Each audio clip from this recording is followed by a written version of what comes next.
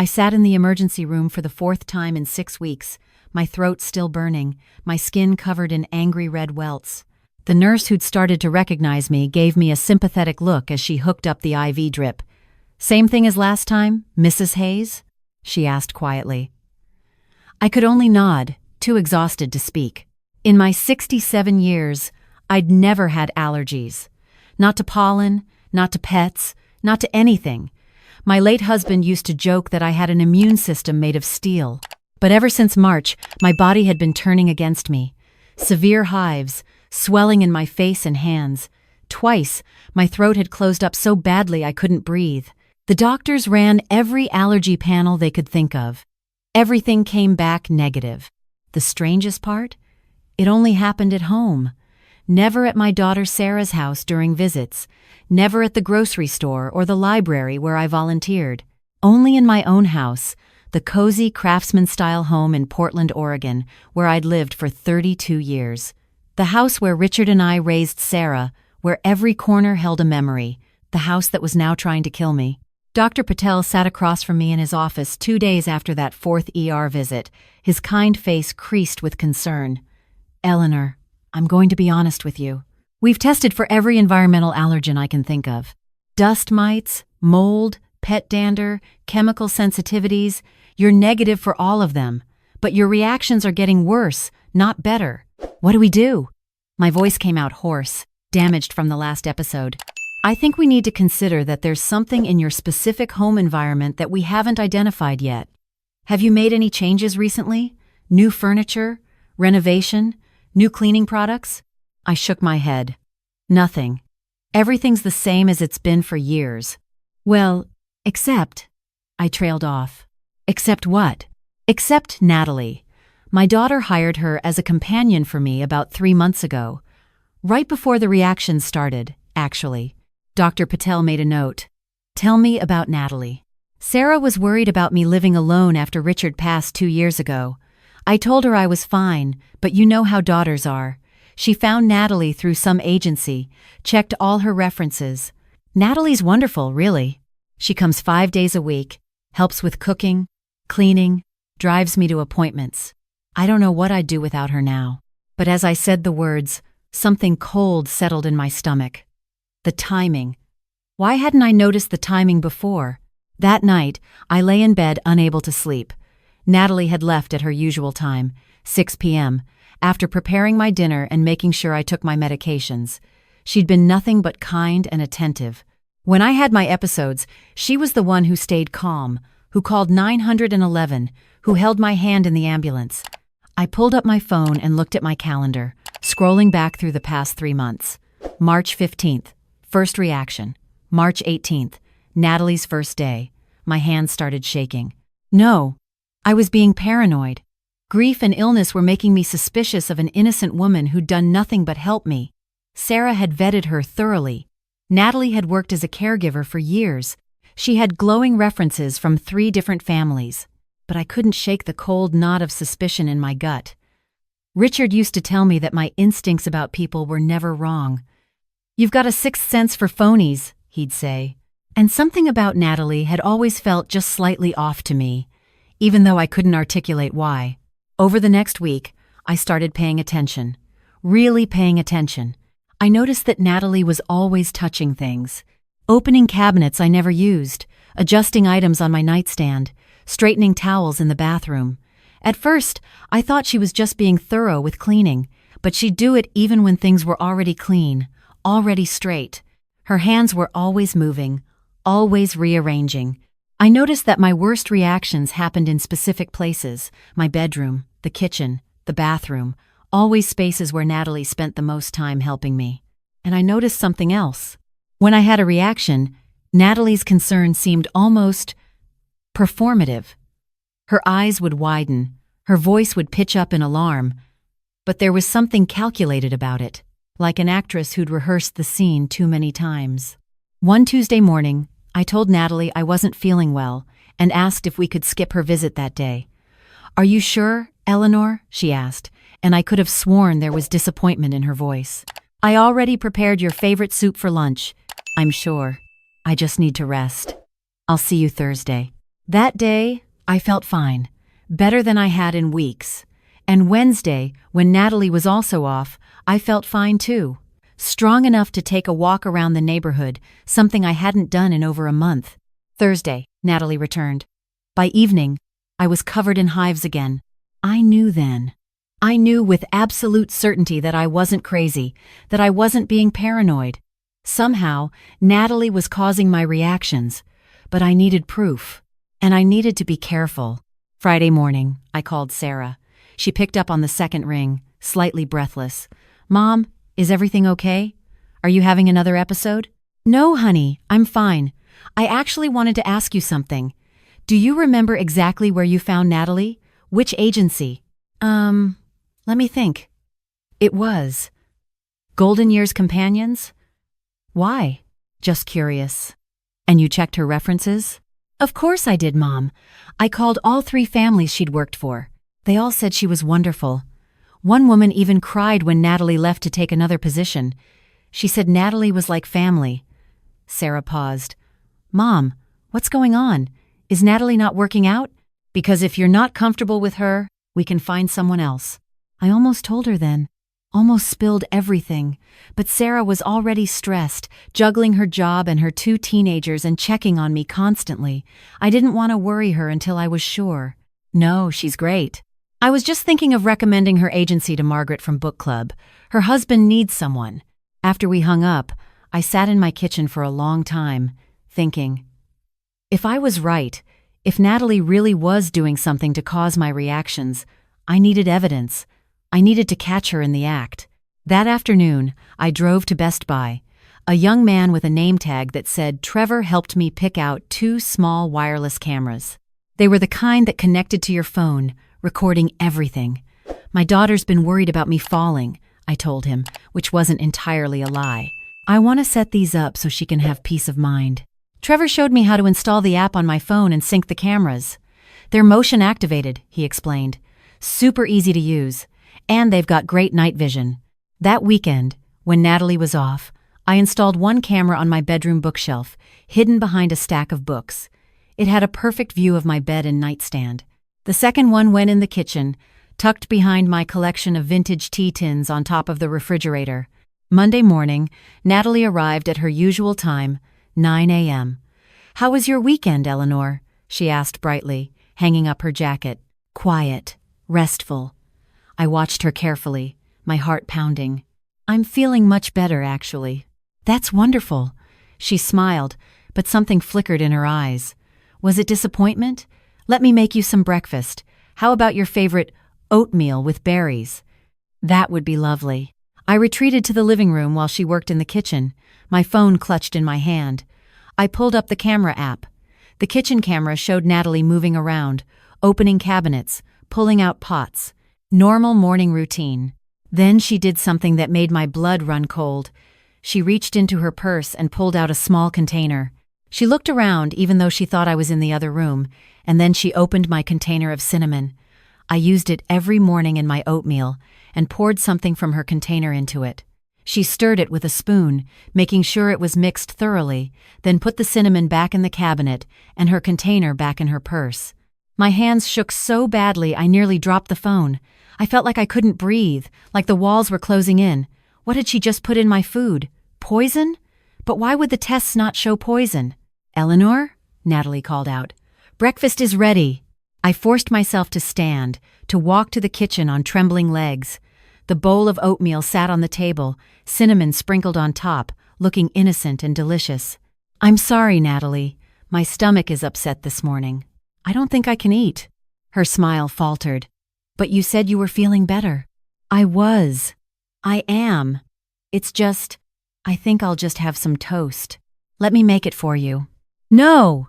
The word came out sharper than I intended. "I mean, you've done enough. I can manage toast. Why don't you start on the laundry?" She stared at me for a long moment, and I saw something in her eyes I'd never seen before, something cold and calculating. Then the pleasant mask slid back into place. "Of course. Whatever you need." As soon as she went upstairs, I grabbed the container of cinnamon with shaking hands, poured it into a Ziploc bag, and hid it in the back of my junk drawer. Then I refilled the container with fresh cinnamon from my backup supplies.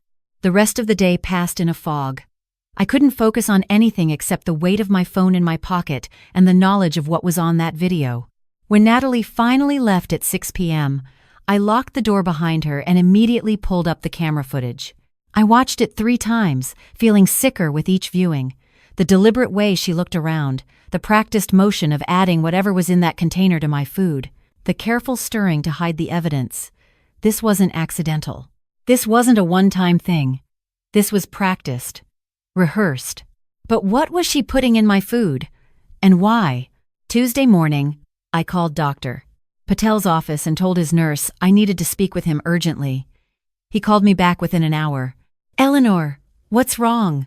Another reaction?" "No, Dr. Patel. I need you to test something for me. Can you test food for allergens? Specific allergens that someone might have added deliberately?" There was a long pause. "Eleanor, what's going on?" I told him everything. The cameras, the footage, my suspicions. To his credit, he didn't tell me I was being paranoid or imagining things. "Can you bring me a sample?" he asked quietly. "I have a colleague at the university lab who can run a comprehensive analysis. It'll take a few days." "I have it with me. I'm in my car in your parking lot." "Come up." "Right now." Dr. Patel met me at the back entrance. We went to his private office, and I showed him the video footage on my phone. His face grew darker with each viewing. "My God," he whispered. "How long do you think this has been going on?" "Since she started." 3 months. He took the Ziploc bag of cinnamon. "I'll have this tested immediately. Eleanor, you need to be very careful until we know what we're dealing with. Don't eat anything she prepares. Make excuses if you have to." "Should I call the police?" "Not yet. We need evidence first. The video is good, but we need to know what she's adding and why. If it's what I suspect." He trailed off, but I saw the worry in his eyes. "What do you suspect?" "Given that all your allergy tests were negative, I don't think she's using a common allergen. I think she's using something that mimics an allergic reaction. Something that wouldn't show up on standard tests." He looked at me steadily. "There are substances that can cause all your symptoms, hives, swelling, anaphylaxis, without being actual allergens. Some are found in certain plants. Others are chemical compounds. If someone knew what they were doing," the room felt like it was tilting. "How would Natalie know how to do something like that?" "That's what I intend to find out." The next 3 days were the longest of my life. I had to act normal around Natalie, had to smile and chat while my skin crawled every time she touched something in my house. I made excuses not to eat anything she prepared. "Doctor's orders," I told her. "They want me on a bland diet while they figure out what's causing my reactions." She seemed frustrated, but she couldn't argue with doctor's orders. Still, I caught her several more times on the cameras, adding things to my food, to my shampoo, even to my laundry detergent. She was systematic about it, touching almost everything I used regularly. Thursday afternoon, Dr. Patel called. "Eleanor, can you come to my office? I have the results." His expression when I arrived told me everything I needed to know before he said a word. "It's urushiol," he said heavily. "Highly concentrated urushiol oil." "What's that?" "It's the compound in poison ivy and poison oak that causes allergic reactions. But here's the thing. It's not a true allergen in the traditional sense. It causes a contact dermatitis reaction that mimics anaphylaxis in some people, especially when ingested or when the concentration is high enough. That's why it didn't show up on any of our standard allergy panels. We were testing for immune responses to proteins, not for chemical irritants." I felt like I'd been punched in the stomach. "Poison ivy? She's been feeding me poison ivy?" "Concentrated extract of it, yes. Someone would need knowledge of chemistry or botany to extract and concentrate it this way. And Eleanor," he paused, his face grave, "the amount in your cinnamon would have killed you eventually. The cumulative exposure to your digestive tract, your skin, your respiratory system, another few weeks, and you would have gone into complete organ failure. The doctors would have thought it was some kind of environmental illness or autoimmune disorder. By the time anyone figured it out, it would have been too late." The room spun. I gripped the edge of his desk. "Why? Why would she do this?" "That's a question for the police, which is where you need to go right now." Detective Maria Rodriguez listened to my story with an expression that grew increasingly grim. I showed her the video footage. Dr. Patel provided the lab results. When I finished, she sat back in her chair. Mrs. Hayes, I'm going to be honest with you. This is one of the most disturbing cases I've encountered in 15 years. But I need you to do something for me. I need you to act normal for one more day. Can you do that? Why? Because I want to catch her in the act, with our officers present. I want an airtight case. Can you get her to come tomorrow? I nodded, even though the thought made me sick. Good. We'll have plainclothes officers in an unmarked car outside your house. When she arrives and starts her routine, you give us a signal. Open your front curtain. We'll come in. Do not confront her yourself. Do not let on that you know anything. Can you do this? Yes. And Mrs. Hayes? While we're getting the warrant ready, I'm going to run her name through our system. Something tells me this isn't the first time Natalie's done something like this. Friday morning, I called Natalie. My voice only shook a little. Hi, Natalie. Are you still available to come today? I'm feeling a bit weak and could use the help. Of course, Eleanor. I'll be there at 9. She arrived right on time, cheerful and pleasant as always. You look tired, she said with apparent concern. Why don't you rest in the living room while I make you some nice soup? That sounds perfect. I settled on the couch where I could see into the kitchen through the doorway. My phone sat next to me, the camera app open. I watched her go through the routine I'd now seen multiple times on video, opening cabinets, reaching into her purse, adding her poison to my food, to my tea, even to the dish soap I'd use later. She was so practiced at it, so casual. How many times had she done this? How many people had she hurt? When she turned to bring me the soup, I stood up and walked to the window. I pulled the curtain open wide.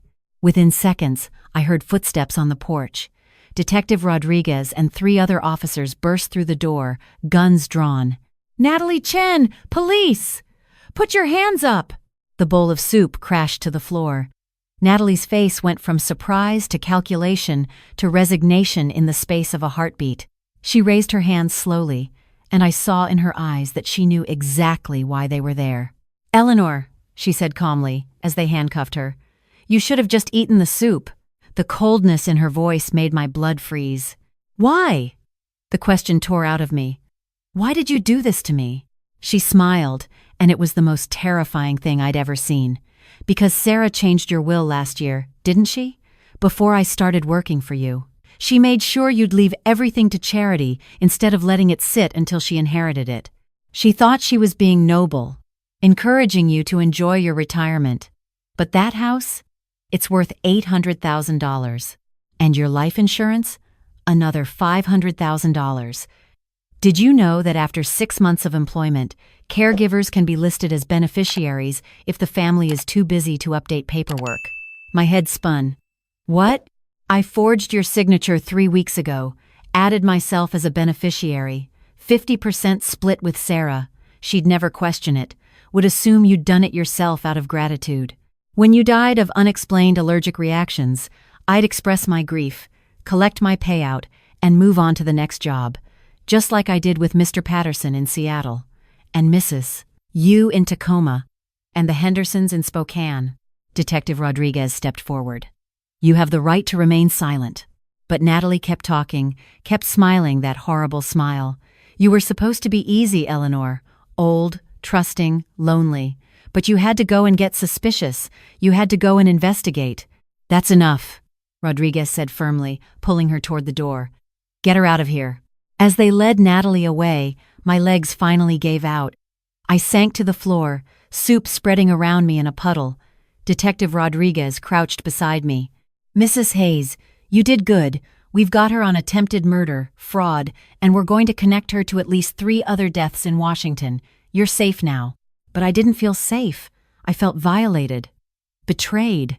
This woman had been in my home, had touched my things, had smiled at me while slowly poisoning me for months. She'd seen me in my most vulnerable moments, had held my hand in the ambulance, had pretended to care, all while planning my death. Sarah arrived within an hour, white-faced and shaking. Mom, oh my God, Mom! She wrapped her arms around me and we both cried. I'm so sorry. I'm so sorry. I brought her into your life. I thought I was helping. I thought, "You couldn't have known," I told her, even though part of me wanted to scream at her for not being there, for being too busy, for hiring a stranger to take care of me instead of doing it herself. But I looked at her tear-stained face and knew she was already drowning in guilt. You couldn't have known. The investigation revealed the full scope of Natalie's crimes. She'd worked as a caregiver for 8 years, moving from state to state. They found evidence connecting her to 5 deaths, elderly people who died of complications while under her care. In each case, she'd maneuvered herself into their wills or insurance policies. She had a background in chemistry, had worked in a laboratory before becoming a caregiver. She knew exactly what she was doing. The prosecutor called it one of the most calculated and cold-blooded serial murder cases in the state's history. Natalie Chen was sentenced to life in prison without possibility of parole on 5 counts of first-degree murder and 1 count of attempted murder. At her sentencing, she showed no remorse. She stared at me from across the courtroom with those cold, calculating eyes, and I knew that if she'd had the chance, she would have finished what she started. That was 8 months ago. I've since sold the house. I couldn't stay there, couldn't walk through those rooms without remembering her touching everything, poisoning everything. I moved into a condo in a senior community where there's security and neighbors who check on each other. Sarah visits twice a week, and we're rebuilding our relationship, working through the guilt and the trauma together. I've joined a support group for victims of caregiver abuse. There are more of us than you'd think. We share our stories, our warning signs, our hard-won lessons. I've learned to trust my instincts again. If something feels off, it probably is. I've learned that vulnerability doesn't mean helplessness, that being old doesn't mean being an easy target. I've learned that family, real family, is worth fighting for, and that sometimes fighting for yourself is the most important battle of all. Most importantly, I've learned that I'm stronger than I ever knew. At 67 years old, I investigated my own attempted murder, gathered evidence, and caught a serial killer. I survived someone who spent months trying to kill me. I'm not just surviving now, I'm living.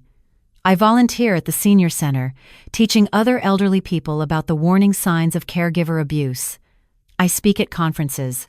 I've helped change laws in Oregon about background checks and monitoring of in-home caregivers. And every morning, when I wake up in my new home, breathing easily, my skin clear, I'm grateful. Grateful for my suspicious mind. Grateful for modern technology and small cameras. Grateful for Dr. Patel and Detective Rodriguez. Grateful for my daughter who, despite her guilt, stood by me through everything. But mostly, I'm grateful that I trusted myself, that I didn't dismiss my instincts as paranoia, that I didn't let age or loneliness or fear stop me from protecting myself. If there's one thing I want people to take away from my story, it's this: trust your instincts.